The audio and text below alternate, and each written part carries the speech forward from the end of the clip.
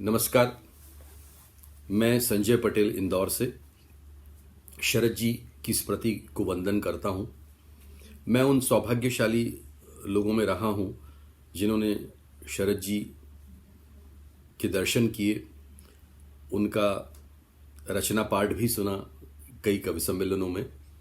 एक विशिष्ट स्मृति मन में अभी भी दर्ज है, शायद 80 से 83 के बीच, 1980 से 83 के बीच का ये वाकया है। इंदौर में शरद जी का आना हुआ और उन दिनों में ये जो है जिंदगी सीरियल ये सुर्खियों में था और खासा हिट हो गया था। सोप ओपेरा की शुरुआत थी और खूब चाव से देखा जा रहा था वो सीरियल। तो लोकप्रियता चरम पर जा रही थी शरद जी की।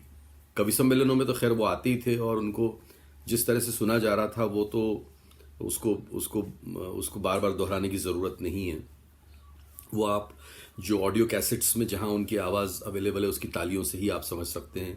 चाहे वो पद्मिनी कोल्हापुरे वाला प्रसंग हो या पोस्ट ऑफिस हो या ओलंपिक हो, ये सारी रचनाएं एक समय ऐसा था कि लाइन दर लाइन हमको याद हो गई थी कि इसके बाद क्या होने वाला है। कैसेट लगाते थे अपने टेप रिकॉर्डर में और खूब सुनते थे रात रात भर, बड़ा मज़ा आता था।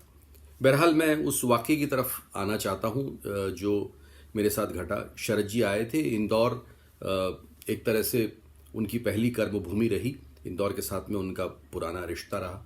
नई दुनिया में वे लगातार छपे, आकाशवाणी इंदौर में मालवा हाउस में वो कार्यरत रहे और मालवा तो खैर उनकी सरजमीन थी, तो इस लिहाज से भी शरद जी के साथ में हमारा एक अलग रिश्ता बनता है।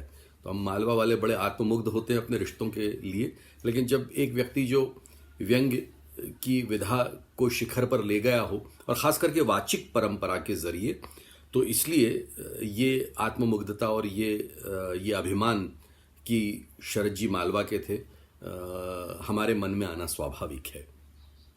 बात पर आता हूँ, इंदौर यूनिवर्सिटी, तब इंदौर यूनिवर्सिटी ही इंदौर विश्वविद्यालय कहलाती थी और उसके परिसर में शरद जी का आना हुआ और इंदौर के तमाम रंगकर्मी उनके साथ बैठकर बतियाने के लिए बैठे थे। बातचीत की शुरुआत एक आरंभिक वक्तव्य से होने के बाद ये कहा गया कि सब लोग एक एक सवाल पूछ लें।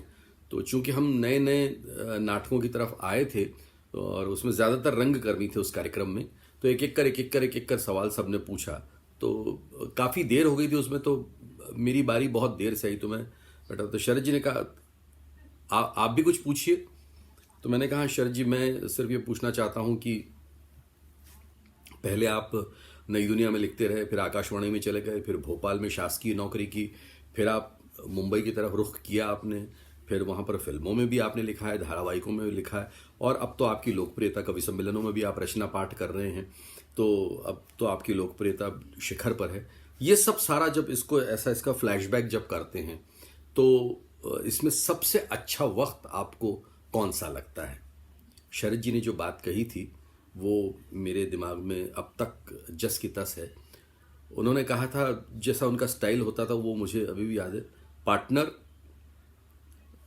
सारे स्थानों को रिपीट नहीं करूँगा, सिर्फ ये कहूँगा कि जो वक्त भोपाल वाले क्वार्टर में गुजरा और उसके परिसर में बैठकर इरफाना जी के साथ सुबह चाय पीते थे और एक पेड़ का जिक्र किया था उन्होंने, मालूम नहीं मुझे, तो उस पेड़ के नीचे बैठकर सवेरे हम जब चाय पीते थे, तो वो जो वक्त गुजरा वैसा वक्त फिर ज़िंदगी में नहीं आया।